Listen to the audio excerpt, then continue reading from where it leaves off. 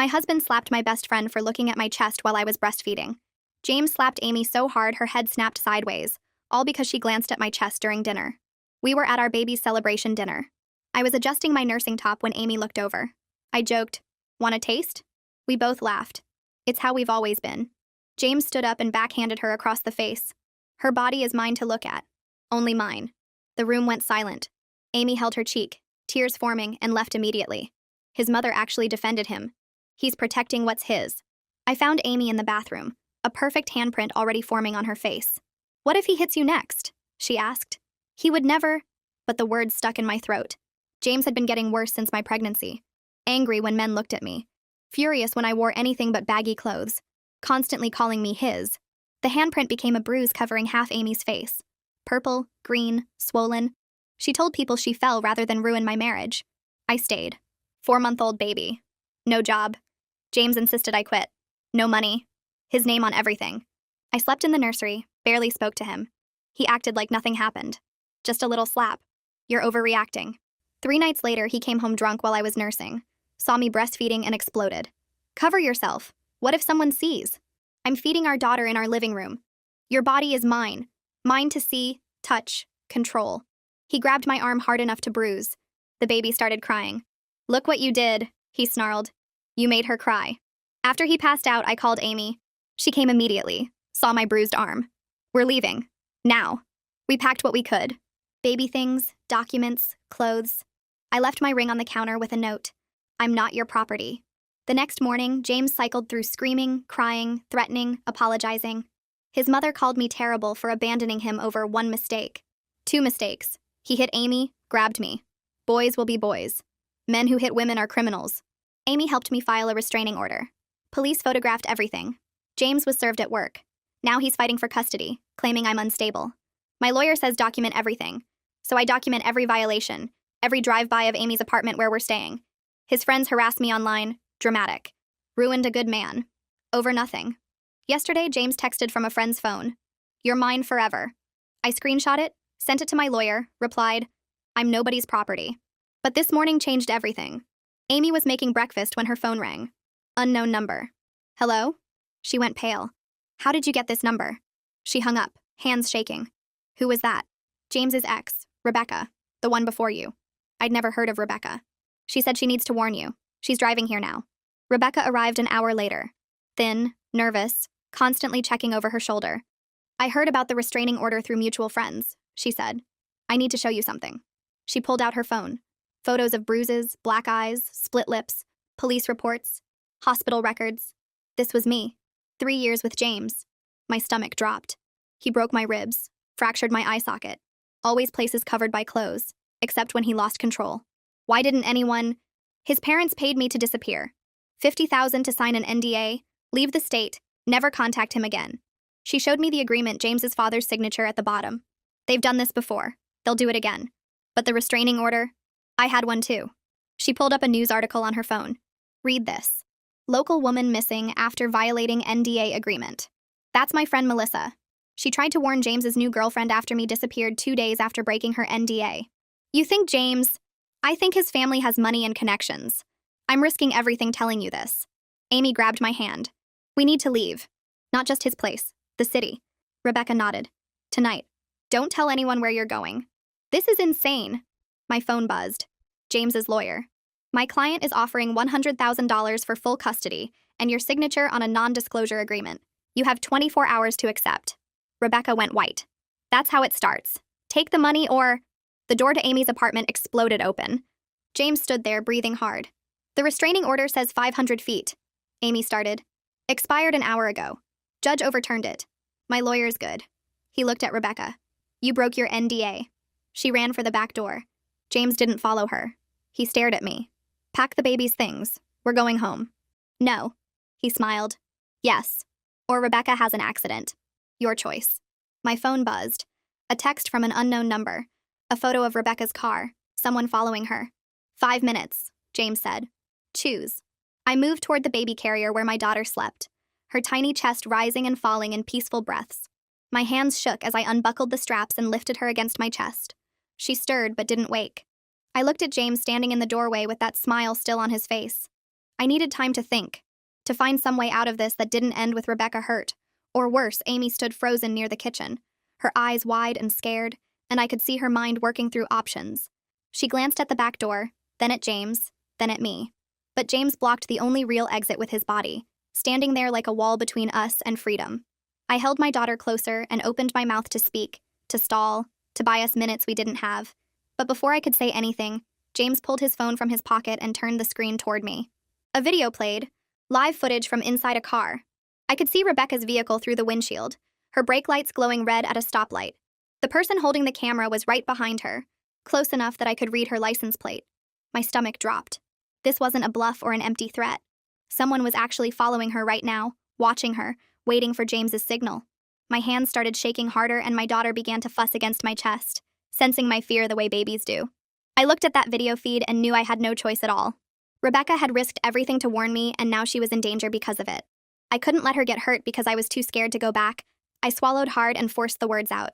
I told James I would come home with him right now if he called off whoever was following Rebecca. He smiled wider and made a quick call, speaking just 2 words into the phone. Then he showed me the video again. The car behind Rebecca turned off at the next intersection and disappeared. Relief flooded through me so fast I felt dizzy, but it was mixed with terror because I had just agreed to go back into that house, back under his control. Amy finally found her voice and started to argue. She said I couldn't go with him, that we should call the police, that there had to be another way. But I was already moving, gathering the baby's diaper bag from the couch with shaking fingers. I shoved in diapers, wipes, bottles, anything I could grab quickly. James watched every move I made like a predator watching prey, his eyes tracking my hands as I packed. I forced myself to stay calm even though panic was screaming through my whole body.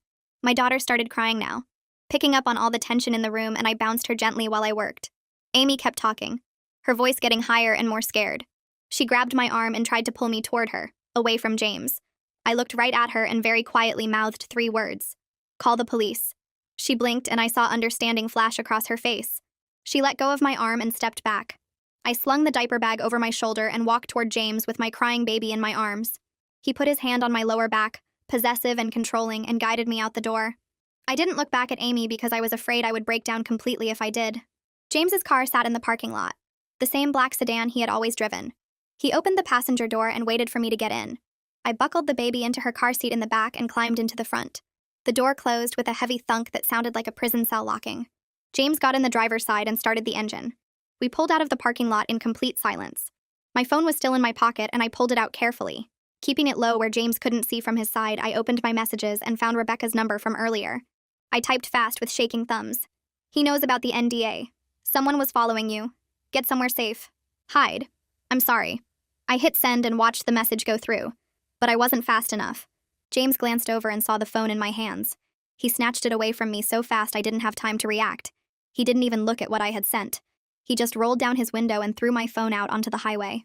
I twisted in my seat and watched it hit the pavement and shatter into pieces, plastic and glass scattering across the road. Cars ran over the pieces and crushed them smaller. That phone was my last connection to help, to Amy, to anyone who could get me out. Now it was gone and I was completely cut off. James rolled the window back up and kept driving like nothing had happened. My daughter had stopped crying and fallen back asleep in her car seat. I stared out the window at familiar streets that led back to the house I had escaped from just days ago. It felt like years had passed since I left my ring on the counter with that note. The house looked exactly the same when we pulled into the driveway. Same white siding, same black shutters, same perfectly trimmed lawn that James paid someone to maintain. But standing on the front porch was Estelle, James's mother, wearing a dress and pearls like she was expecting company. She smiled when she saw us, but the smile didn't reach her eyes. Those eyes were cold and calculating, watching me like I was a problem she had solved. James parked and came around to open my door. I got the baby out of her car seat and held her close as we walked up to the house. Estelle's smile got bigger and she said how glad she was that I had come to my senses. She said it like I had made some smart decision instead of being forced back here through threats. She touched my arm and guided me inside, talking the whole time about how families need to stick together through hard times. The house smelled the same, like the cleaning products Estelle always used when she came over to help. Everything was exactly where it had been when I left. The furniture, the pictures on the walls, even the mail stacked on the kitchen counter. But what made my stomach turn was when Estelle led me upstairs to the nursery. She had set it up exactly as it was before, like the past few days had never happened. The crib in the same spot, the changing table against the wall, the mobile hanging above with its little animals, She had even put fresh sheets on the crib mattress and restocked all the supplies. She stood there looking proud of herself, expecting me to thank her. I put my daughter in the crib and watched her sleep, and the sight of this room that looked so normal made me feel sick because I knew what it really was. A cage. James appeared in the doorway and Estelle turned to him with that approving look she always gave him. He started talking and she nodded along with everything he said. No phone, he told me. No computer. No leaving the house without him. He would be working from home now to keep an eye on me. The words came out calm and measured, like he was explaining reasonable house rules instead of prison conditions. Estelle kept nodding like this all made perfect sense. I stood there listening and agreed to everything. Yes, I understood. Yes, I would follow the rules. Yes, I knew it was for the best. But inside my head, I was already cataloging details. The spare key hidden under the planter by the back door. The neighbor's schedule, when they left for work and came home. The walking path behind the house that led to the main road. The window in the laundry room that didn't lock properly. I filed away every piece of information that might help me escape later, because I knew this wasn't permanent. I couldn't let it be permanent. Right now, I just needed to focus on keeping my daughter safe in this immediate moment. James seemed satisfied with my compliance. He left to make some calls, and Estelle stayed with me, helping me unpack the diaper bag and put things away. She talked the whole time about how much better this was, how I would see that James only wanted what was best for us. I made agreeable sounds and kept my real thoughts locked inside. That first night back, I slept in the nursery with my baby. I told James I wanted to be close to her in case she needed me during the night, and he allowed it. After he went to bed, I pushed the changing table in front of the door. It wasn't heavy enough to actually stop him if he decided to come in, but it would make noise and give me warning. I lay on the small daybed against the wall and stared at the ceiling for hours. Every sound made me jump. The house settling, the heat kicking on, a car passing outside. Each noise could be James coming to the door. My daughter slept peacefully in her crib, completely unaware of the danger we were in. She made little baby sounds in her sleep. Soft sighs and tiny movements. I watched her in the dim light from the nightlight and promised myself I would get us out. I barely slept at all that night. When I did drift off, it was only for minutes before jerking awake again, my heart pounding. But my daughter slept through everything, safe in her crib, and that was all that mattered. The next morning came too fast. I heard James moving around downstairs, making coffee, starting his day.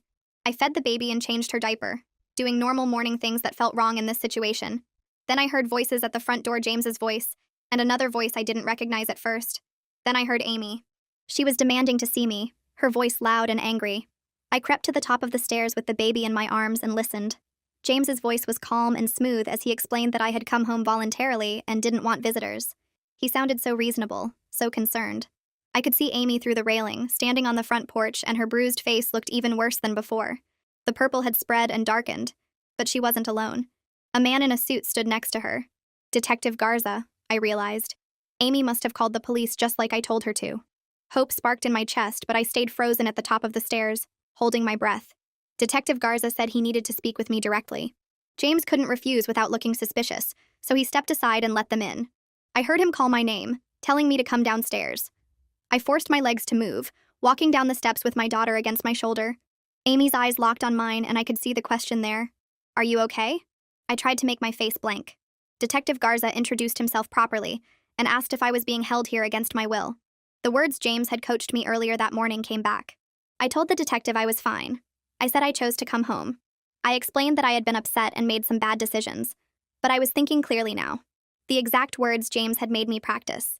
But while I said them, I stared at Detective Garza and tried to communicate the truth with my eyes. Please see through this. Please know I'm lying. Please help me. But I didn't know if he could read what I wasn't saying out loud. Amy looked like she wanted to scream. Her hands clenched into fists at her sides, but she stayed quiet. Detective Garza asked a few more questions, and I answered them all the way James wanted. Finally, he handed me his card and told me to call if I needed anything. Then he and Amy left. I watched through the window as they walked back to his car. Amy looked back at the house once before getting in. Then they drove away. After they left, James was furious. His calm mask cracked, and I could see the rage underneath. He paced the living room, his hands flexing like he wanted to hit something. He pulled out his phone and made a call, and I heard him ask for Ashton Willis, his lawyer. He started talking fast, describing Amy as unstable and obsessed with breaking up our marriage. He said she was harassing us, bringing police to our home, refusing to accept that I had come back voluntarily. The lies flowed so smoothly that I realized this wasn't the first time he had done this. He had practiced this, refined it, probably used these same tactics before with Rebecca and whoever else came before her.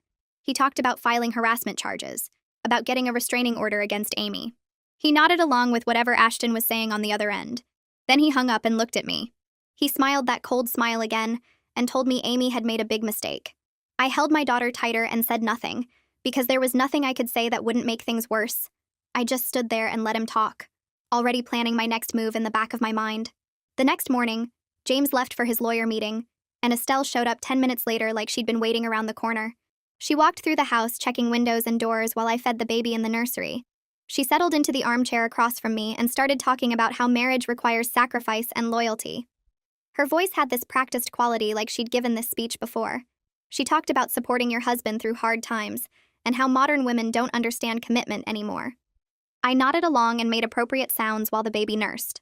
Then Estelle mentioned casually that she'd had to learn these lessons herself when James's father was alive. She said sometimes men get frustrated and wives need to be understanding. She touched her wrist absently while she said it, and I saw a thin white scar there. That's when I understood James didn't invent this behavior. He learned it watching his father, and Estelle stayed and defended it, and now she was trying to teach me to do the same thing. The realization made my skin crawl, but I kept my face neutral and thanked her for the advice. After Estelle finally left, I put the baby down for her nap and went to the nursery closet to grab extra blankets. I was reaching for the top shelf when my hand hit something hard in the back corner. I pulled out an old tablet covered in dust that must have been shoved back there and forgotten. My hands shook as I turned it on. The battery was dead, but I found the charger in a drawer and plugged it in. 20 minutes later, it powered up and still had internet access through the house Wi-Fi. I opened the email app with my heart pounding so hard I could hear it. I composed a message to Verity using careful words that wouldn't trigger suspicion if James somehow saw it. I wrote about needing to discuss our daughter's medical records and mentioned specific details about the house layout and James's schedule that Verity would recognize as a call for help. I hit send and watched the message go through. Then I deleted the browser history and cleared the email cache and powered the tablet down. I found a large stuffed elephant on the shelf and carefully opened the back seam. I slid the tablet inside and sewed it back up with thread from my sewing kit. The elephant went back on the shelf looking innocent and harmless. 2 days crawled by in the same suffocating pattern. James set up his laptop at the dining room table and worked from home. He could see into the kitchen and the hallway to the nursery from there. Every time I moved, he looked up and tracked me with his eyes. I changed diapers and made bottles and did laundry while he watched. Estelle came by every afternoon with meals she'd prepared. She'd set the food on the counter and make comments about how much healthier I looked now. She said I had color in my cheeks again, and the house felt warm and lived in. She told me this was where I belonged, taking care of my family. I smiled and thanked her for the food. I complimented her cooking and agreed that being home felt right. But inside my chest, this rage was building like pressure in a sealed container. Every smile felt like swallowing glass. Every thank you tasted like poison. I kept it all locked down tight and played the role she wanted to see. On the third day, someone knocked on the door. James answered it, and I heard a woman's voice say she was from Child Services doing a wellness check. James invited her in with perfect politeness. She introduced herself and said she just needed to see that the baby was healthy and the home environment was safe. James stayed right next to me the entire visit. The social worker asked questions about feeding schedules and sleep routines. James answered most of them, even though she directed the questions at me. She asked to see the nursery, and we took her upstairs. She looked around at the crib and changing table and asked if she could hold the baby. I handed over my daughter and watched the social worker examine her gently. She checked for any signs of distress or poor care. Then she handed the baby back and smiled. She told James she could see this was a loving home. As she turned to leave, she stumbled slightly and grabbed my arm to steady herself. I felt paper press into my palm. I closed my fingers around it fast. The social worker apologized for being clumsy and headed downstairs. After she left, I went to the bathroom and unfolded the tiny note. "Help is being arranged," it said in small print. I flushed it down the toilet and washed my hands twice. That afternoon, while the baby napped, I was straightening up the nursery when I noticed a small black device tucked behind the baby monitor. It was about the size of a quarter with a tiny red light. I picked it up carefully and turned it over. A recording device. My stomach dropped. I checked the bookshelf and found another one wedged between books. A third was stuck under the changing table. James had been recording every word I said in this room. Every phone call I might have tried to make. Every conversation with visitors. I put all the devices back exactly where I found them. From now on, I only talked about baby care and household tasks when I was in the nursery or anywhere else in the house. My real thoughts stayed locked inside my head where he couldn't reach them. The house phone rang while James was in the shower that evening. I answered it fast before it could wake the baby. Rebecca's voice came through in a whisper. She said she'd gone into hiding, but she sent evidence to Detective Garza before she disappeared. She told me James's family had a lawyer named Ashton Willis who specialized in making problems go away. She started to say something else, but the line went dead. I hung up and stood there staring at the phone. Ashton Willis. I needed to remember that name. That night, James came home with flowers. Pink roses in a clear vase. He set them on the kitchen counter and told me he was sorry for being so strict lately. He said he just loved me. So much that the thought of losing me made him crazy. He pulled me close and kissed my forehead. His hands were gentle on my back. I recognized this from what Rebecca had described. The cycle of abuse. Explosion. Then remorse. Then the honeymoon phase where everything seems perfect. Then the tension builds again until the next explosion. I was in the honeymoon phase now. I leaned into his embrace and told him I understood. I said I loved him too. The lies came easier than they should have.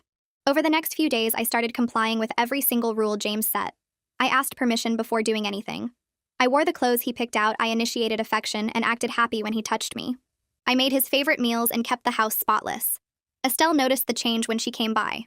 She told me approvingly that I seemed to have adjusted my attitude. She said I looked like a proper wife now. I smiled and thanked her for her guidance. Inside, I was watching everything. I noted what time James left for work and when he came home. I tracked Estelle's visiting schedule. I observed which doors he locked and which windows had alarms. I was gathering information while they thought I was breaking down. The baby had a checkup scheduled at the pediatrician. James drove us there and came inside to the waiting room. When they called our name, he stood up to come back with us. The nurse told him only one parent could come due to space in the exam room. He hesitated but sat back down. I carried the baby down the hallway following the nurse. While she was weighing the baby, I pulled out the tiny note I'd written that morning. I pressed it into the nurse's hand when she reached for the baby's chart. Her eyes went wide, but she nodded slightly and slipped the note into her pocket. The note said I was being held against my will and gave Verity's contact information. I prayed she would actually call instead of throwing it away. The nurse finished the exam and told me the baby was developing perfectly. We went back to the waiting room where James stood up immediately. He put his hand on my lower back as we walked to the car. 3 days later, Ashton Willis came to the house. James told me to go upstairs while they talked business. I took the baby to the nursery and closed the door. Then I crept back out and sat at the top of the stairs where I could hear their voices from the dining room below. Ashton was explaining custody strategy. He said judges in family court were often sympathetic to fathers' rights, especially when mothers appeared unstable. He mentioned getting statements from Estelle about my erratic behavior. He talked about my history of abandoning the home and making false accusations. James added that I'd been showing signs of postpartum depression. They discussed medical evaluations and psychiatric assessments. Ashton said they could build a strong case that I was mentally unfit to have primary custody. I listened to them plan how to take my daughter away and paint me as crazy. Every word felt like a nail in a coffin they were building around me. I went back to the nursery before they finished and held my baby close while she slept in my arms. The next afternoon, Estelle arrived with 3 large photo albums tucked under her arm. She walked straight into the living room and set them on the coffee table without asking. James told me to sit with his mother and listen. I carried the baby over and sat on the couch while Estelle opened the first album. Page after page showed James as a little boy birthday parties with perfect decorations, school pictures where he smiled with his teeth showing, family vacations at beaches and theme parks. Estelle pointed to each photo and told me stories about what a gentle child he was, how he never threw tantrums, how he always shared his toys, how he cried when he saw hurt animals. Her voice had this practiced quality like she'd rehearsed these stories. I nodded and made the right sounds while she talked. Then she opened the second album and I saw James as a teenager. Still smiling in every photo. Still looking perfect. Estelle turned a page and there was a family photo from some holiday. James stood next to his father. I stared at the man in the picture. He had the same build as James. The same jaw. The same way of standing with his shoulders back. But it was his eyes that made my breath catch. Cold and flat even while he smiled. The exact same eyes James had when he looked at me now. Estelle kept talking about her wonderful son, but I couldn't stop looking at that photo of his father. Understanding hit me like cold water. James learned this. Someone taught him how to be this way. 2 days later, James told me to dust his office. He sat at the dining room table where he could watch the hallway while I worked. I took the cleaning supplies and went into the office. I started with the bookshelves like he'd expect. Then I moved to the desk. I wiped down the surface and opened the top drawer to dust inside. Legal documents filled the drawer. Property deeds. I pulled one out carefully. The family owned a house in another state. I kept looking. Another deed for a cabin in the mountains. A third property in a different state entirely. My hands shook as I photographed each page with the hidden tablet I'd tucked into my cleaning caddy. Then I found a folder marked settlements. I opened it. Page after page of legal agreements. Payments to unnamed parties. Confidentiality clauses. The amounts made me dizzy. 50,000 here, 75,000 there, 100,000. All signed by James's father years ago. Some signed by James more recently. I photographed every page I could. My heart pounded so hard I thought James would hear it from the dining room. I put everything back exactly where I found it. Made sure the edges lined up. Closed the drawer the same amount it had been open. Then I dusted the rest of the office and carried my supplies back out. James looked up from his laptop. I kept my face blank and walked to the kitchen to put the supplies away. The next morning, someone knocked hard on the front door. James answered it. Detective Garza stood on the porch with two uniformed officers. He held up a warrant. I watched from the top of the stairs. James read the warrant with his jaw tight. Then he stepped back and let them in. His voice stayed calm and polite. He asked what they were looking for. Detective Garza said they'd received evidence about threats and intimidation. They needed to search the property and vehicles. James nodded like he understood, like he had nothing to hide. I went to the nursery window and looked down at the driveway. Two officers were searching James's car. They opened the trunk, looked under the seats. One of them pulled out a large evidence bag and put something inside. Then another bag. I counted 4 evidence bags total before they finished with the car. Detective Garza came upstairs. He knocked on the nursery door. I opened it with the baby in my arms. He looked at me for a long moment. Then he asked if I was okay. I said yes. He asked if I was here voluntarily. I said yes because James was standing right behind him in the hallway. Detective Garza's eyes told me he knew I was lying, but he couldn't do anything about it. He searched the nursery quickly, looked in the closet, under the crib. Then he left. I heard them downstairs for another 20 minutes. Finally, the front door closed. I looked out the window and watched them drive away with their evidence bags. For the first time in days, something that felt almost like hope moved in my chest. James came into the nursery as soon as the police cars disappeared. He closed the door behind him, locked it, walked toward me until I backed up against the changing table. He got close enough that I could smell the alcohol on his breath even though it wasn't even noon yet. His voice came out quiet and dangerous. He asked what I told the police. I said I hadn't spoken to them since the first visit. My voice shook. I couldn't help it. He leaned closer, asked if I was sure about that. I nodded. Tears started running down my face without permission. The fear must have looked real enough because it was real. He stared at me for another long moment. Then he stepped back, told me to clean myself up, unlocked the door and left. I sat on the floor and held the baby while my whole body shook. He'd been drinking. He'd been that close. And he'd chosen not to hit me. That scared me almost more than if he had. An hour later, Estelle's car pulled into the driveway. She practically ran to the front door. I heard her voice in the kitchen, sharp and worried. I'd left the baby monitor on deliberately, placed it where they wouldn't see it. I sat in the nursery and listened to every word. Estelle said the family's lawyer was concerned. Very concerned. Detective Garza was digging into everything. He'd contacted 3 other women besides Rebecca. Women who'd signed agreements. Women who'd taken money.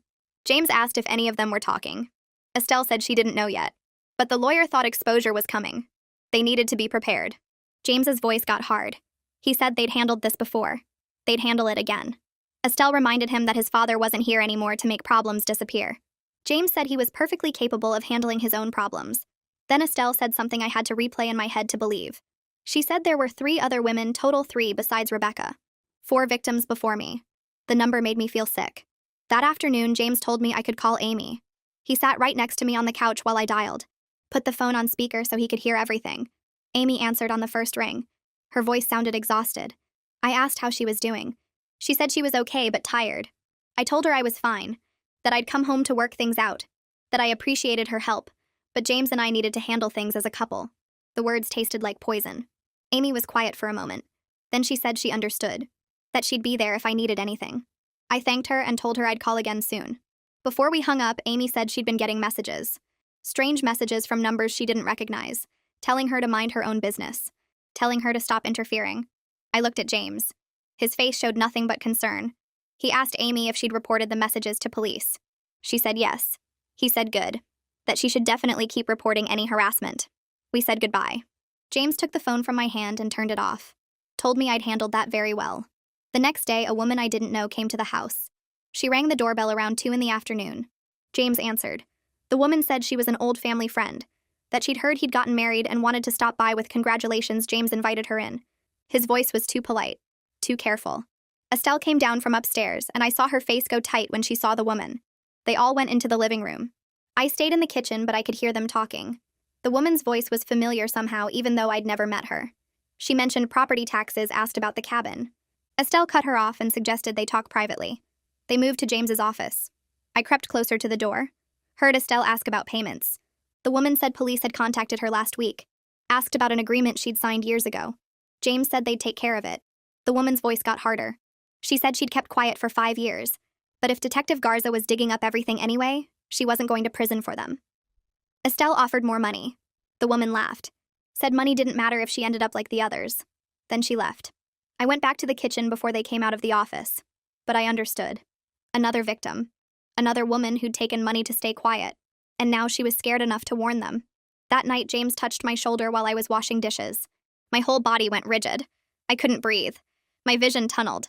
The panic attack hit so fast I didn't have time to hide it. James noticed immediately. He grabbed my arm, asked what was wrong with me. I couldn't answer. Couldn't get air into my lungs. He let go and I collapsed against the counter. Estelle came into the kitchen, looked at me gasping for breath, then looked at James. She said I clearly wasn't handling the stress well, that I needed help, maybe medication for anxiety. James agreed, said we should make an appointment with a doctor, get me evaluated. I finally got my breathing under control, told them I was fine, just tired. Estelle patted my hand, said lots of new mothers struggle, that there was no shame in needing medication. I saw exactly what they were doing, building a story, making me look unstable, creating evidence they could use in court. I forced myself to smile, said maybe she was right, that I'd think about seeing someone, all while my mind screamed at me to run. The next afternoon, James and Estelle went outside to look at something in the garden. I watched them from the kitchen window. They were far enough away they couldn't see inside. I ran to the nursery, pulled the tablet from its hiding spot inside the stuffed bear. My hands shook as I opened the email to Verity. I typed everything I'd overheard. The 3 other women besides Rebecca who'd signed agreements, the properties in 3 states including the cabin in the mountains, the woman who'd visited yesterday, the conversation about Detective Garza digging into all of them, Estelle's panic about exposure, the recording devices I'd found throughout the house. I attached the photos of the legal documents I'd taken from James's office, included every name I'd heard mentioned. Then I cleared the browser history, deleted the sent folder, made sure nothing showed I'd been online. I stuffed the tablet back into the bear and arranged it exactly how it had been. Went back downstairs just as James and Estelle came in through the back door. James asked what I'd been doing. I said I was checking on the baby. He nodded. Didn't suspect anything. I'd gotten away with it. 2 days later, a woman in a gray suit came to the house. She introduced herself as the court-appointed mediator, said she was here to assess the custody situation. James welcomed her in like she was an honored guest, offered her coffee, showed her around the house, pointed out the nursery he'd set up, the baby's toys, the family photos on the walls. He talked about how much he loved being a father, how he worked from home so he could be present, how he was worried about me. The mediator asked him what concerned him. James sighed, said I'd been acting erratic since the baby was born, that I'd left suddenly with no warning, that I'd made accusations he'd never hurt me, that I seemed paranoid and anxious all the time. He said it so smoothly, so convincingly. Then the mediator asked to speak with me alone. We sat in the living room. She asked how I was doing. I tried to act normal, tried to seem stable and calm, but I was so exhausted from constant fear, from pretending everything was fine, from watching every word. My answers came out flat, disconnected. I saw her writing notes, saw the way she looked at me, like she was cataloging symptoms, like she was checking boxes on a list of unstable behaviors. When she left, I knew exactly what her report would say, that James seemed like a concerned father, that I seemed like I was struggling. The truth didn't matter, only what she saw in that one visit, and what she saw was exactly what James wanted her to see. 2 days later, the house phone rang while I was feeding the baby in the nursery. James answered downstairs, and I heard his voice change, becoming concerned and sympathetic. He called up to me and said Detective Garza needed to speak with me. My hands shook as I took the phone. The detective's voice was careful and professional as he told me Amy had been attacked outside her apartment last night by 2 men. They beat her badly enough that she ended up in the emergency room with a broken arm and more bruises covering her face and ribs. The men told her to stop interfering in other people's marriages before they left her bleeding on the pavement. I felt my stomach drop and my vision went blurry around the edges. I looked at James, who stood in the doorway watching me. His face showed perfect concern, his eyebrows drawn together with worry. He asked if Amy was okay, and said how terrible it was that the city had become so dangerous. I watched his performance knowing he had arranged every bit of it. Detective Garza said Amy was stable and recovering, but she wanted me to know what happened. After I hung up, James put his hand on my shoulder and told me he was sorry about my friend. The touch made my skin crawl, but I forced myself not to pull away. That afternoon, while James worked in his office and Estelle was in the kitchen, I went to use the bathroom. Something caught my eye near the ceiling, a tiny black dot that didn't belong there. I stood on the toilet to look closer, and my blood went cold when I saw the small camera lens hidden in the smoke detector. I checked the bedroom next and found another one tucked into the bookshelf pointing at the bed. My legs went weak and I had to sit down on the floor. James had been recording everything. Every time I nursed my daughter. Every time I changed clothes. Every private moment I thought I had was watched and saved somewhere. The violation made me physically sick, and I barely made it back to the toilet before I threw up. But I couldn't let him know I found them. I flushed the toilet and washed my face and went back to my daily routine while feeling his eyes on me through those lenses. Every movement felt exposed and dirty. I changed the baby's diaper knowing he was watching. I got dressed in the closet knowing he could see. The cameras turned my own home into a prison where even my body wasn't my own anymore. 3 days later, a process server came to the door while we were eating lunch. James signed for the papers and his face went dark red as he read them. Verity had managed to get an emergency hearing scheduled, and James had to appear in court in 3 days. He slammed the papers down on the table hard enough to make the dishes jump. Estelle picked them up and read through them, her mouth getting tighter with each page. James turned to me and asked how my lawyer got such detailed information about the house and our daily routine. His voice was quiet and dangerous. I kept my face completely blank and said I didn't know, that I hadn't been able to contact anyone. Terror ran through me that he would find the tablet hidden in the stuffed bear. He stared at me for a long minute, and I forced myself to meet his eyes without flinching. Finally, he looked away and told Estelle they needed to call Ashton Willis immediately. That night, Estelle moved into the guest room with 2 suitcases. She told me cheerfully that she would be staying until after the court hearing to help with the baby and provide support. But I knew exactly what she was really there for. Round-the-clock supervision. I lost even the small moments of privacy I'd had before when James was in his office or asleep. Estelle watched me constantly with cold calculation in her eyes. She followed me from room to room. She sat in the nursery while I fed the baby. She stood outside the bathroom door. I understood then that she wasn't just enabling James. She was actively participating in keeping me trapped. She wanted me broken and compliant, so her son could have his perfect family. As the court date got closer, James's behavior became increasingly erratic. He started drinking heavily every night, sitting in the living room with a bottle while he raged about ungrateful wives and interfering lawyers who didn't understand family loyalty. His words got louder and angrier as the nights went on. I kept the baby in the nursery with the door locked, listening to his voice rise and fall through the walls. Twice he came upstairs and pounded on the nursery door demanding to see his daughter. The first time he yelled that she was his child and I had no right to keep her from him. The second time he just beat on the door with his fists until the wood shook in its frame. Both times Estelle talked him down, her voice calm and soothing as she led him back downstairs. I sat on the floor with my back against the door and my daughter in my arms, praying the lock would hold. The night before the court hearing, James came into the nursery after I'd put the baby down to sleep. He pulled a chair close to where I sat and told me exactly what I was going to say to the judge, that I had postpartum depression after the baby was born, that I left voluntarily because I wasn't thinking clearly, that I came back voluntarily because I realized my family needed me, that I wanted to work on our marriage and keep our family together.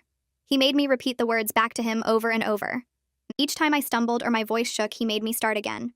We sat there for over an hour while I rehearsed the lies until I could say them without crying. My throat was raw and my voice was flat by the time he was satisfied. Then he stood up and walked to the door. I heard the lock click from the outside and realized he'd installed a new one that locked from the hallway. I was trapped in the nursery with my sleeping baby and no way out until he decided to let me go. I didn't sleep that night. Just sat in the rocking chair watching my daughter breathe and trying to prepare myself for what was coming. At the courthouse the next morning, I was surrounded by James and his family. Estelle held my elbow as we walked through the parking lot. James's hand stayed on my lower back, guiding me through the doors. Ashton Willis met us in the hallway outside the courtroom and pulled me aside. He went over my testimony one more time, his voice low and urgent. He told me to stay calm, to speak clearly, to remember that I wanted my family back together.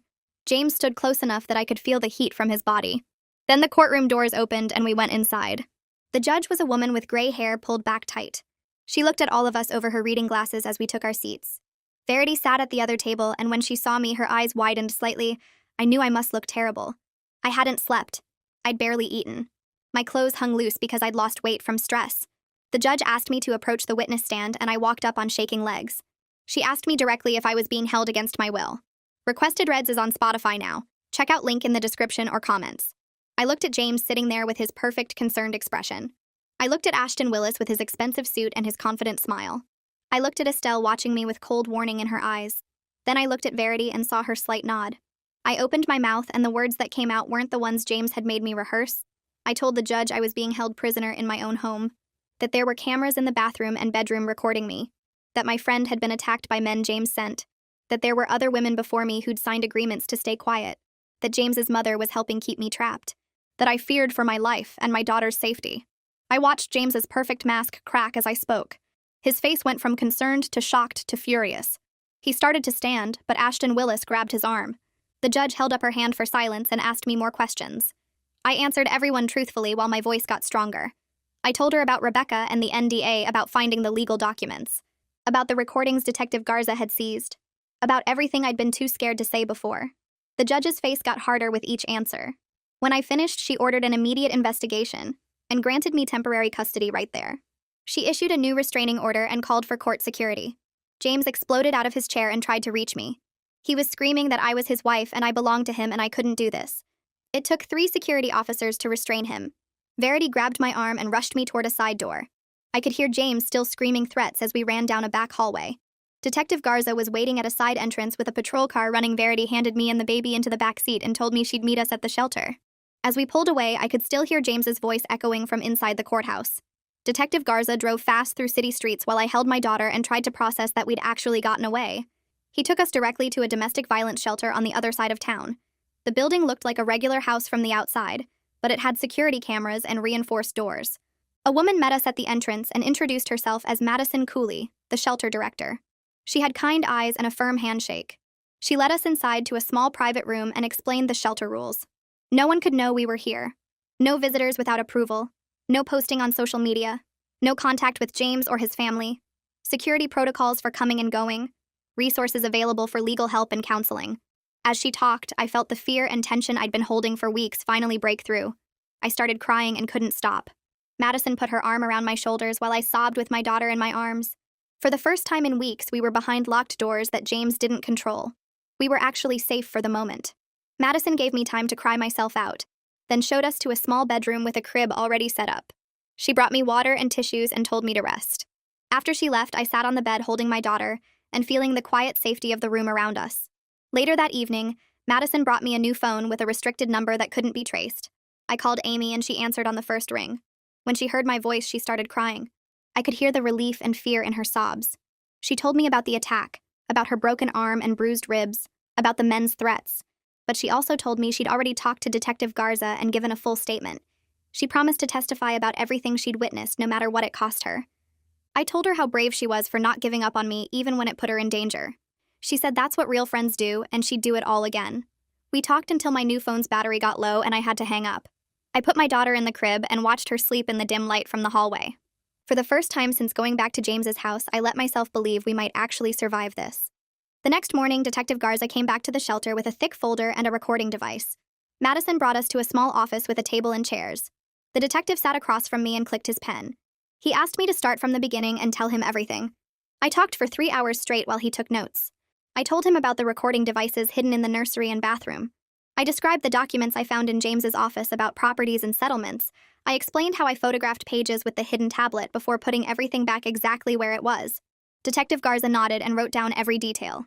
He asked specific questions about dates and times. When did I find the first camera? Which drawer held the legal papers? What did the settlement documents say exactly? I answered everything I could remember. My daughter slept in her carrier beside my chair. When I finished talking, my throat was dry and my hands were shaking. Detective Garza told me they were building cases for kidnapping because James held me against my will. Unlawful imprisonment for the same reason, assault for grabbing my arm, and for what he did to Amy. Stalking for the drive-bys and threats. He said Rebecca agreed to testify despite her NDA. She was willing to risk the settlement money if it meant stopping James's family from hurting more women. That made me cry because she was risking everything to help me. The second day of interviews, Detective Garza brought new information. The woman who came to the house during my imprisonment was named Liliana Sanderson. She was one of 4 previous victims who all signed NDAs with James's family. Now that they knew about each other, they were all cooperating with police. Liliana had been with James 6 years ago. Another woman named Carol dated him 4 years back. Then Rebecca 3 years ago. Then someone between Rebecca and me whose name I didn't catch. Each of them had similar stories. Controlling behavior that got worse over time. Physical violence that escalated. Threats when they tried to leave. Then James's parents showing up with a lawyer and a check. $50,000 to sign papers and disappear. Detective Garza spread photos across the table. Hospital records showing broken bones and black eyes. Police reports that were filed, then mysteriously dropped. Bank statements showing large payments from James's father's accounts. Together, all our stories painted a clear picture. This was not just one bad relationship. This was a pattern enabled by family money. James hurt women and his parents paid to cover it up. For the first time, I actually believed he might face real punishment. Not just a slap on the wrist or a fine. His family could pay real consequences that might keep him away from me and my daughter. 3 days after the court hearing, I was in the shelter common room with my daughter when the security alarm went off. Madison rushed in and told everyone to move away from windows. Through the glass, I saw James's car in the parking lot. He was walking toward the building. The restraining order said he had to stay 500 feet away, but here he was. Madison was already on the phone with police. James reached the front door and started pounding on it. The reinforced lock held. He yelled that I was his wife and I had to come out, that I belonged to him and no judge could change that. Security cameras recorded everything.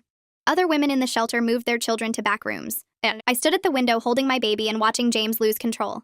He kicked the door, punched the glass, screamed threats about what he would do when he got inside. But the security system worked exactly like Madison said it would. Police cars pulled up within 4 minutes. Officers got out with hands on their weapons. James was still yelling when they grabbed his arms. He fought them as they pushed him against his car. I watched through the window as they put handcuffs on his wrists. He kept screaming that I was his wife, that I belonged to him, that they could not do this. His voice sounded high and desperate. The words that used to scare me just sounded pathetic now. Small and weak. The officers put him in the back of their car.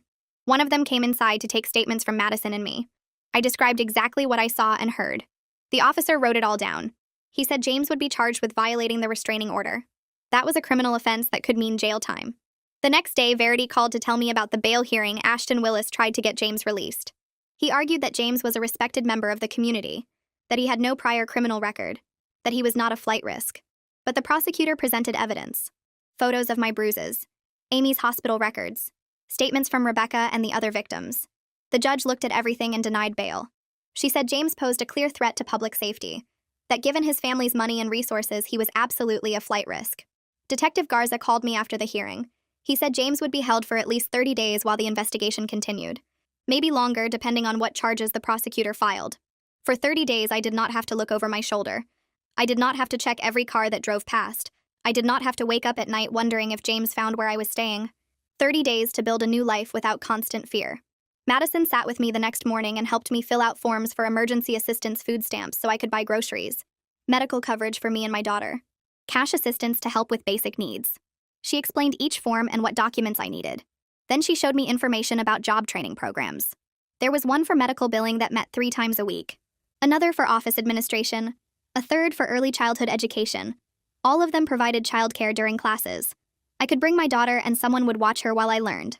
For the first time since my pregnancy, I saw an actual path forward. Not just surviving day to day. Not just hiding and hoping James did not find me real skills that could get me a job.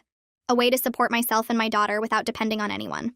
I chose the medical billing program because it started the following week. Madison helped me register and set up the childcare. She told me the shelter could provide bus passes so I could get to class. That they had a small fund for work clothes if I needed them. I felt something shift inside me. Not hope exactly. More like possibility.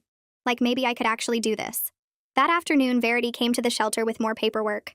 She was filing for divorce and sole custody. Given everything that happened, she was confident the court would rule in my favor. The criminal charges against James made a huge difference. The evidence of abuse and imprisonment. The multiple victims coming forward. The judge would see that James was dangerous. Verity said he probably would not get unsupervised visitation even if he avoided prison. Maybe supervised visits once he finished whatever sentence he got. Maybe nothing at all if we could prove he was a threat to our daughter. The process would take months. Maybe a year or more. But every day that passed with documented separation made my case stronger. Every day I lived independently. Every job training class I attended. Every therapy session. Every way I proved I could provide a stable home for my daughter. All of it built evidence that I was the fit parent that James was not. Verity told me to keep records of everything. Save every document. Note every milestone. Take photos of our life at the shelter and later wherever we moved. Create a paper trail showing my daughter was safe and cared for and thriving away from her father. The following week, I had my first therapy appointment. The shelter connected me with a counselor who worked specifically with domestic violence survivors. Her office was in a building near the shelter.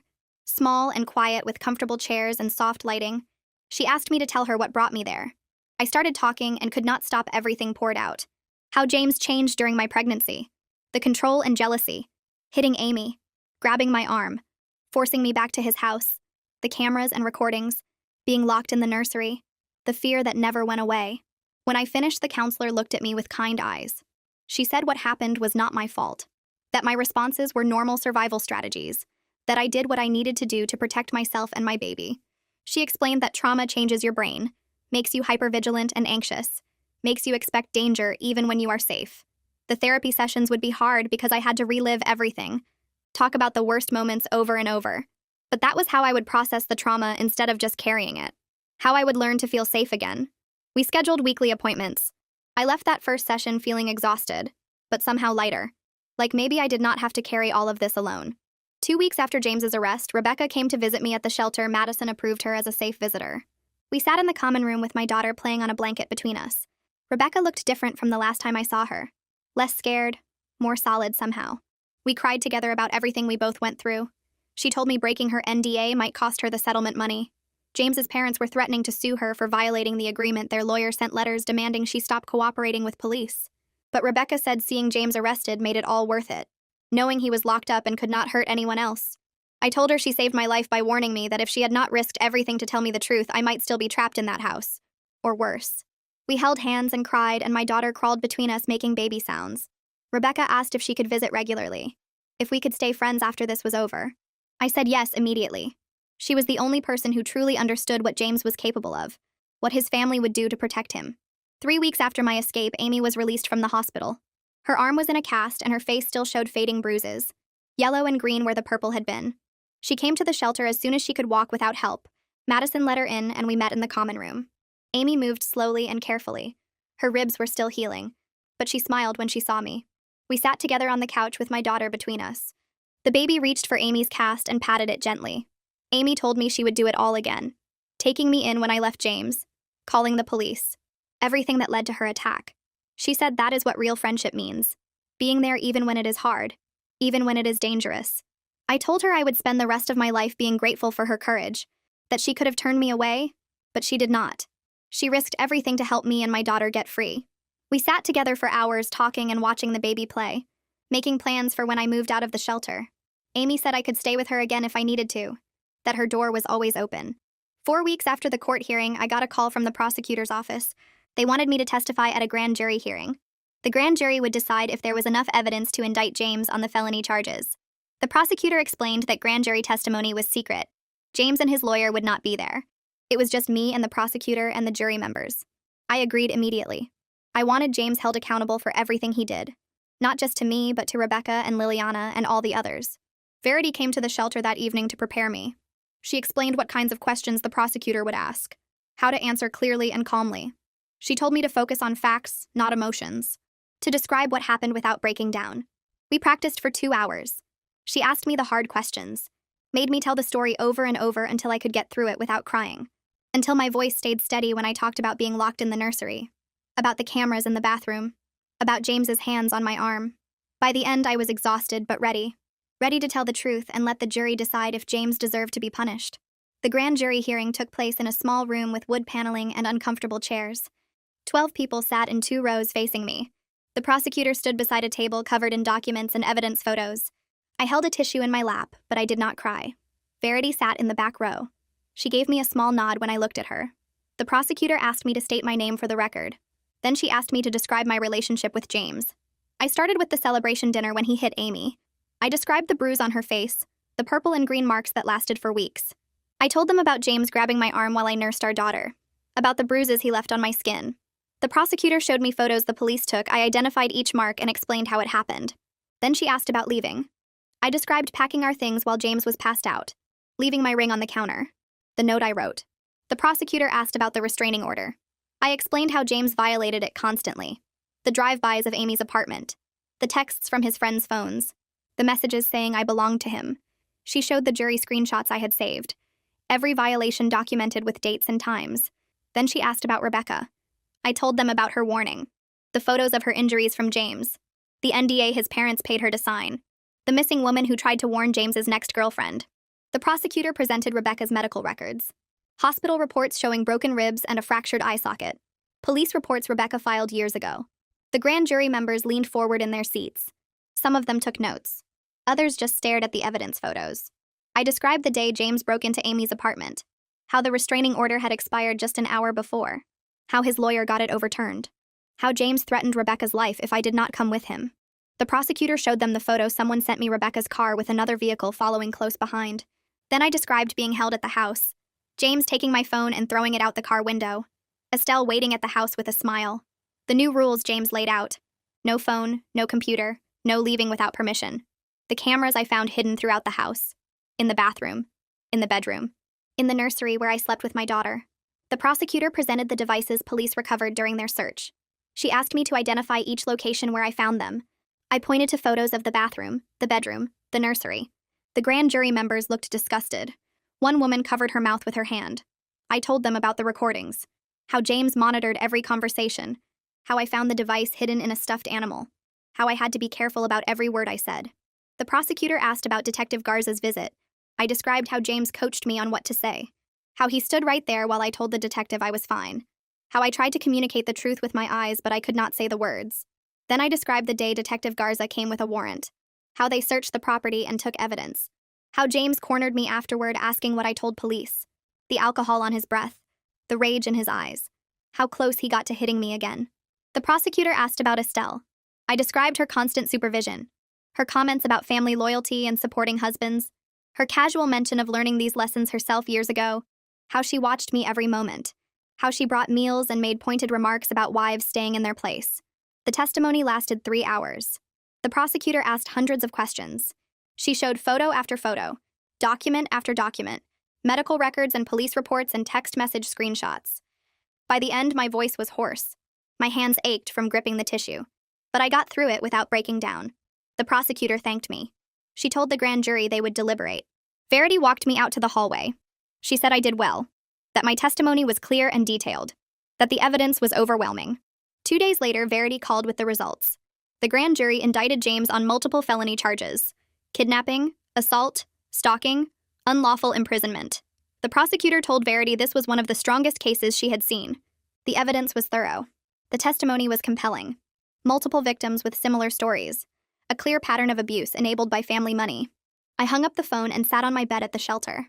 My daughter was napping in her crib. I looked at her peaceful face. For the first time since leaving James, I felt like justice might actually happen. The next week brought new problems. A woman I did not know called the shelter asking for me. Madison took the message. The woman said she was calling on behalf of Estelle. She had an offer to discuss. Madison told her I was not taking calls. The woman called back 3 more times. Each time Madison refused to put her through. Then letters started arriving. The shelter staff screened all mail. They showed me envelopes with law firm return addresses. Inside were offers. Drop the charges and Estelle would pay me $200,000. Work out a private custody arrangement. Sign an agreement never to discuss the case publicly. I refused immediately. I told Madison to document every attempt, every phone call, every letter, every offer. Verity said this demonstrated continued intimidation, that Estelle was trying to buy my silence just like she bought Rebecca's, that it strengthened our case even more. The prosecutor added witness tampering to the list of potential charges against Estelle. Madison told me about an opening in the transitional apartment program, affordable housing for domestic violence survivors, a 1-bedroom unit in a building across town, subsidized rent based on income, security features and support services. I applied immediately. The program accepted me within days. Moving day came 2 weeks after the grand jury hearing. Madison helped me pack the few things I had at the shelter: donated clothes and baby items. A used stroller someone gave me. The stuffed animals from the playroom my daughter loved. The apartment was small. 1 bedroom, a tiny kitchen, a living room barely big enough for a couch. But it had a deadbolt and a security system. A building manager who knew about the program. Neighbors who looked out for each other. I furnished it with thrift store finds. A couch with faded fabric but sturdy frame. A kitchen table someone was giving away. A crib Madison helped me assemble. None of it matched. The couch was brown and the chair was blue. The kitchen table was wood but the chairs were metal. But it was mine. Every piece I chose. Every item I placed exactly where I wanted it. James did not know where it was. His name was not on the lease. He could not show up and demand entry. For the first time in months, I felt safe in my own space. I needed income. The shelter connected me with a job program. Remote data entry for a company that hired domestic violence survivors. Flexible hours I could work from home. Pay was not much, but it was something. I could do it while my daughter napped or played. The company sent me a laptop and login credentials. I started with 4 hours a day, entering numbers from scanned documents into spreadsheets. Simple work, but it required focus. The first paycheck arrived 2 weeks later. Direct deposit into the bank account I opened in my own name. $280 for 20 hours of work. I stared at the number on my phone screen. It was mine. Money I earned. Not James's money that he controlled. Not his parents' money with strings attached. Mine. I bought groceries with it. Diapers and formula. A new outfit for my daughter because she was growing so fast. The independence felt revolutionary. Each paycheck proved I could survive without James's control, that I could provide for my daughter on my own. Verity called with an update about James's case. The trial date was set for 4 months away. She explained the prosecution wanted to be thorough. They were building multiple cases, gathering evidence from all the victims, making sure the charges would stick. In the meantime, the restraining order was extended. James remained in custody because he violated bail conditions. He tried to contact me through Estelle. She called the jail and then called my old number. When that did not work, she tried to reach me through Amy. The prosecutor documented each violation. Each attempt at contact added to the case against him. Verity said James's lawyer was getting desperate, trying to negotiate a plea deal. But the prosecution was not interested yet. They wanted James to understand the full weight of what he was facing. Detective Garza asked to meet with me at a coffee shop near my apartment. He brought a file folder thick with documents. He ordered us both coffee and we sat at a corner table. He told me they uncovered new evidence during the investigation records from before James's father died. Police reports from other cities. Settlements paid to women who accused James's father of assault. The pattern went back 30 years. James's father used the same tactics. Isolate women, control them, hurt them, pay them off when they tried to leave. Estelle was one of his victims first. She married him young. He broke her arm twice, gave her a concussion, but she never left. Instead, she learned to enable him, to help him hide his violence, to protect the family reputation at any cost. When James's father died, she transferred that loyalty to James, defended his behavior, helped him control me, became an active participant instead of just a victim. Detective Garza said this information did not excuse her actions, but it helped explain the family dysfunction, why she defended James so fiercely, why she was willing to pay off victims and threaten witnesses. She learned from her own abuser that family reputation mattered more than truth. I thanked Detective Garza for telling me. Understanding the cycle did not make me forgive Estelle, but it helped me see that James's violence was not random. It was learned behavior, a pattern passed down through generations. Madison told me about a support group that met at the community center every Thursday evening, domestic violence survivors who gathered to share stories and resources. She said it might help me feel less alone. I was nervous the first time I went. I brought my daughter in her stroller. The meeting room had folding chairs in a circle. 8 women were already there, ages ranging from early 20s to 60s. Some had children with them. Others came alone. The facilitator welcomed me. She explained the group rules. Everything shared stayed confidential. No one had to talk if they did not want to. We went around the circle introducing ourselves. I said my name and that I left my husband 6 weeks ago, that he was in jail awaiting trial. One woman squeezed my hand. Another nodded like she understood. They shared their stories. Some were years into recovery, living independently, working jobs, raising kids safely. Others were newer to freedom, still jumping at loud noises, still checking over their shoulders. One woman described her ex-husband's escalating control. Another talked about the first time he hit her. Their stories sounded like mine. Different details, but the same pattern. Isolation, control, violence, threats.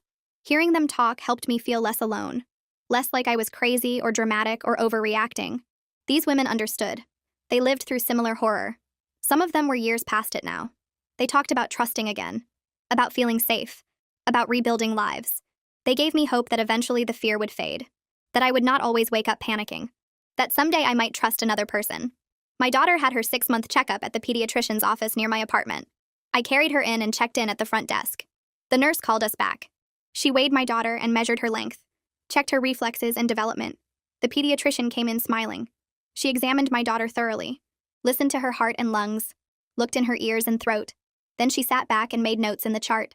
She commented on how much healthier my daughter seemed, how she was meeting all her milestones, how her weight was good and her development was on track. She asked if anything had changed at home. I told her we moved to a safer place, that her father was not in the picture anymore. The pediatrician nodded. She said babies absorb stress from their environment, that my daughter probably felt the tension before even if she could not understand it, that children thrive in calm, stable homes. I looked at my daughter on the exam table. She was babbling and grabbing at the paper, smiling at the pediatrician. So different from the fussy, tense baby she was months ago. Knowing she was thriving made every hard choice worth it. Every scary moment, every sacrifice, every struggle, she was safe and healthy. That was what mattered. Rebecca called me one evening while I was making dinner. She sounded excited. She got a job at a nonprofit organization. They helped domestic violence survivors navigate legal systems, provided advocates who went to court with victims, explained legal processes and rights, connected people with lawyers and resources. Rebecca said she would be using her own experience to guide others, that turning her trauma into purpose felt healing. She described meeting with women who were where she was a year ago, scared and confused, facing abusers with money and lawyers, not knowing how to protect themselves. She could help them understand the system, warn them about tactics abusers use, support them through the legal process. She encouraged me to consider advocacy work once I was ready, said that helping others who survived what we survived could be powerful, that it gave meaning to the pain. I told her I would think about it, that right now I was focused on stability, but maybe someday I could do that work too.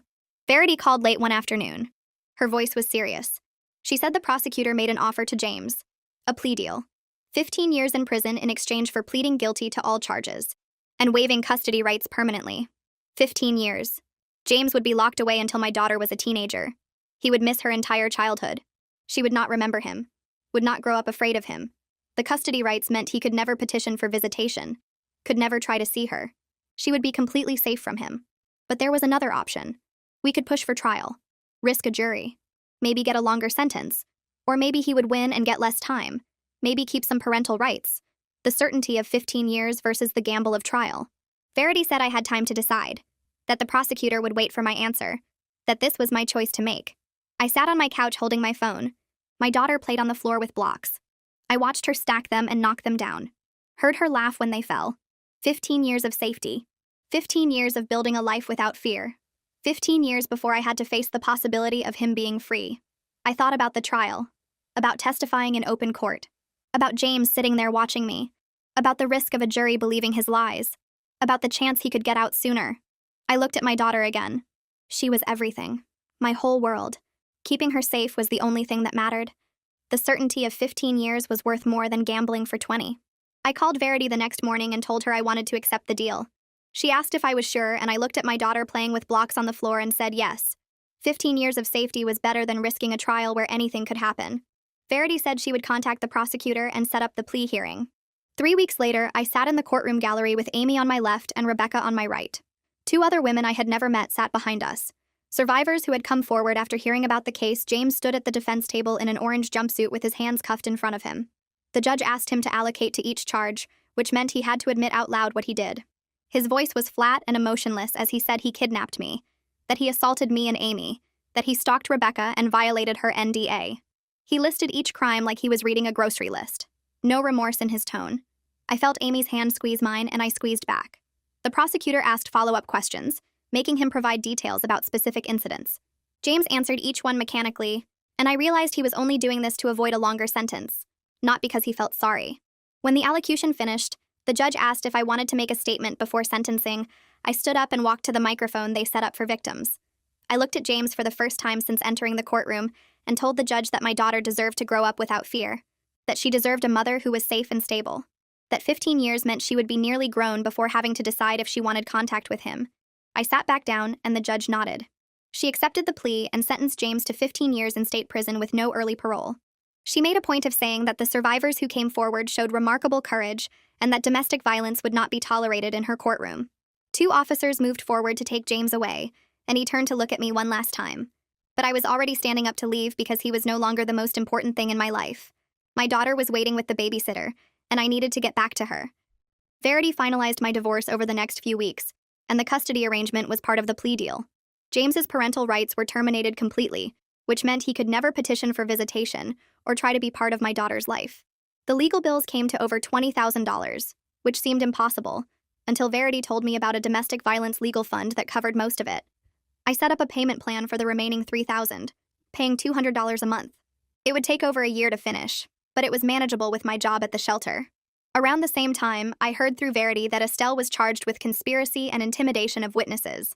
The prosecutor had evidence that she knew about the surveillance of Rebecca and had helped coordinate some of James's actions. Estelle took a plea deal that included 2 years of probation and a restraining order keeping her away from me and my daughter. Verity mentioned that Estelle was selling the family house to pay her legal fees, and I felt nothing but relief. My daughter would never have to be around that toxic influence or hear Estelle's excuses for James's behavior. 6 months after James's sentencing, I moved into my own apartment outside the transitional program. I had been working full-time at an office job that provided benefits and childcare assistance, and I saved enough for a security deposit and first month's rent. Amy helped me move my donated furniture and thrift store finds into the small 2-bedroom unit. We ordered pizza and ate it sitting on the floor of my empty living room while my daughter crawled between us. Then my daughter pulled herself up using the wall and took 3 wobbly steps toward Amy before falling on her bottom. We both cheered and my daughter clapped her hands and laughed. It was the first time she walked and I was so glad Amy was there to see it. The apartment was mine. My name on the lease, my furniture inside, my daughter taking her first steps in our home. Nobody could take it away or use it to control me. A few months into working full-time, I enrolled in community college classes toward a degree in social work. I wanted to help other women escape situations like mine, to be the person who understood what they were going through because I had lived it. The schedule was exhausting with work during the day, classes 2 evenings a week, and parenting the rest of the time. But I was building a future where I was not just surviving anymore, I was actually living with purpose and goals that were mine, not something James decided for me. My daughter started daycare at the college's childcare center, which made the logistics easier. She played with other kids while I sat in classes learning about trauma responses and legal advocacy. Rebecca called me one Saturday and asked if I wanted to volunteer at the domestic violence shelter where Madison worked. She had started going once a week to help new residents navigate the legal system and understand their options. I agreed and we went together the following weekend. Madison introduced us to 3 women who had recently left abusive partners, and we spent the afternoon explaining restraining orders, custody processes, and safety planning. One woman asked how long it took before the fear went away, and I told her honestly that I still had bad days, but they were getting fewer. Sharing my story with women who were where I was a year ago hurt, but it also felt healing. And I could see in their eyes that my survival gave them hope that they could survive too. Rebecca and I made plans to volunteer together every other Saturday, and Madison said the shelter needed people like us, who understood what the residents were facing. My daughter's first birthday arrived on a warm spring day, and I threw her a small party at my apartment. Amy came early to help me set up decorations and balloons. Rebecca arrived with a cake she had baked herself. Verity stopped by between court hearings with a wrapped present. Detective Garza came with his wife, bringing a stuffed animal that my daughter immediately hugged. Madison brought flowers and stayed for an hour before heading back to the shelter. 3 women from my support group came with their own children, and the apartment filled with noise and laughter. I watched my daughter smash her face into the cake while everyone sang happy birthday, and I looked around at all the people who had helped save us. The community that formed around my crisis and carried me through it was now celebrating this milestone with me. My daughter would grow up knowing these people, seeing what real support and friendship looked like. I started sleeping through the night without nightmares most of the time around then. I could hear unexpected noises like a door closing or footsteps in the hallway without panicking that James was coming for me. The constant vigilance that made me check locks 3 times and jump at shadows was fading slowly. My therapist said I was making remarkable progress in processing the trauma and building a healthy life. Some nights I still woke up scared, but I could calm myself down and fall back asleep instead of staying awake until dawn. My daughter slept peacefully in her room, and I could rest knowing we were safe. The fear was not gone completely, but it was not controlling my life anymore. A few months later, Amy helped me pack our bags for a weekend trip to a beach 2 hours away. I loaded the car with my daughter's toys and snacks while Amy double-checked that we had everything we needed. We drove with the windows down and music playing, and I kept looking in the rearview mirror just to see my daughter smiling in her car seat. The beach was small and quiet, with only a few other families scattered across the sand. We spread out our blanket, and my daughter immediately grabbed handfuls of sand, laughing as it slipped through her tiny fingers. Amy and I built a lopsided sandcastle while my daughter knocked it down over and over, squealing with joy each time. We walked along the water's edge collecting shells, and I realized I was not checking my phone every 5 minutes or looking over my shoulder. Nobody knew where we were. Nobody was tracking my location or demanding explanations. I could just exist in this moment with my daughter and my best friend, and the freedom of it made my chest feel light. We ate sandwiches on the beach and watched the sunset, and when my daughter fell asleep against my shoulder, I understood that this simple weekend was something I had never experienced before. 2 years later, I walked across a stage in a black cap and gown to accept my associate degree in social work. My daughter sat in the front row wearing a little pink dress, clapping her hands together and calling out for me. Amy was next to her recording everything on her phone with tears running down her face. I shook hands with the college president and held up my diploma. Looking out at the small crowd of people who helped me get here, I had a job starting next month at a nonprofit that helped abuse survivors navigate the legal system and find resources. My apartment was small, but it was mine, with my name on the lease and locks that only I controlled. I had friends who showed up when I needed them, and a daughter who would grow up watching me build a life on my own terms. The future was not perfect, and I still had hard days, but it belonged to me. That's how it played out for me. But I already know some of you have a totally different view. Share it in the comments, I'll be reading them later.